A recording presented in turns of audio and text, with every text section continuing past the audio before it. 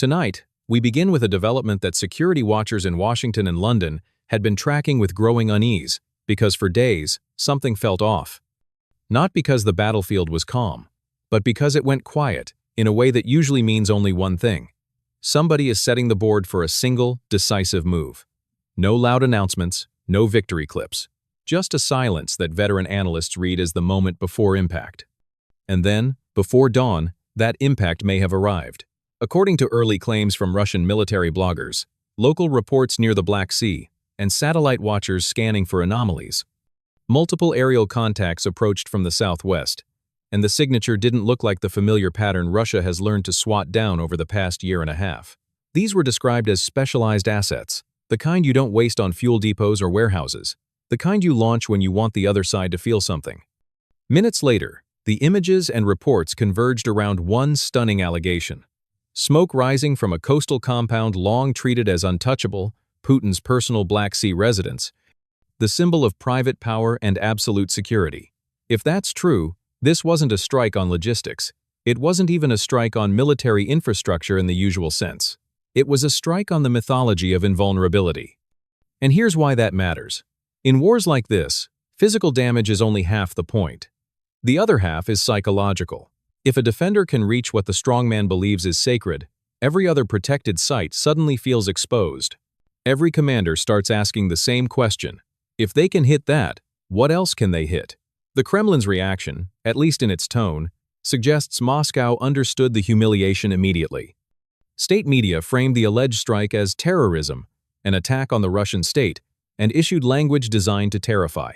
Threats of catastrophic retaliation, with nuclear signaling woven into the messaging.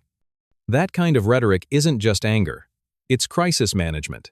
It's an attempt to rebuild deterrence after deterrence appears to fail in public. But deterrence only works if the target flinches. And Ukraine didn't. In this narrative, the most shocking element isn't even the target. It's the posture. Ukraine typically keeps strategic ambiguity around deep strikes, letting Russia stew in uncertainty.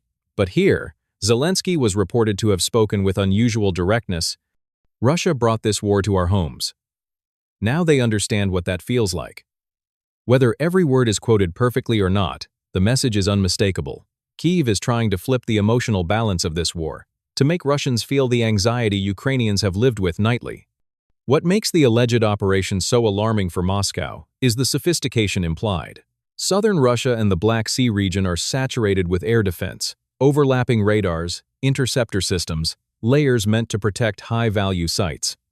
Yet these reports suggest the attacking aircraft were not intercepted in time. If even partially accurate, that points to careful route planning, timing, electronic tactics, and intelligence on defensive patterns, not just courage, but knowledge. It suggests Ukraine didn't simply send drones. It suggests they mapped the shield and threaded a needle. And that strike, again, based on the accounts circulating, didn't stand alone. It appears paired with a broader, coordinated pressure package. Border reconnaissance intended to force redeployments, cyber activity aimed at communications and banking friction, and naval drone pressure in the Black Sea to complicate coastal security. That's not symbolism. That's multi-domain problem-solving. Distract, blind, disrupt, and then hit the target that carries maximum psychological weight. Now put yourself inside the Kremlin tonight. Putin is not just managing a battlefield. He's managing factions. Hardliners demanding escalation to restore fear. Economic officials who know escalation deepens sanctions and isolation. Intelligence chiefs who have to answer the most dangerous question of all. How did Ukraine see through our defenses? And political allies who need Putin to look strong without triggering a chain of events he can't control. Leaders in that position don't act from comfort. They act from pressure, and pressure produces mistakes. The nuclear element is the shadow over everything. Western officials often distinguish between precautionary readiness changes, signaling, posture, messaging, and preparatory steps that imply actual intent. The concern tonight is less that a nuclear launch is imminent, and more that nuclear threats are being used as psychological warfare. To frighten Ukraine, to shake Western unity, to push allies into pressuring Kyiv toward talks. But that strategy carries its own risk. Every time nuclear threats don't materialize, the next threat weakens. So now we enter the window that matters. The next 48 hours.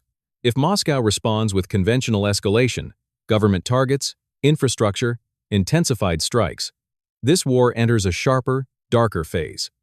If it stays mostly rhetorical, it will confirm to many Russians that the palace, real or symbolic, has become proof that even the center is reachable. Either way, the psychological equation has shifted. Tonight, the Black Sea coast is quiet, too quiet.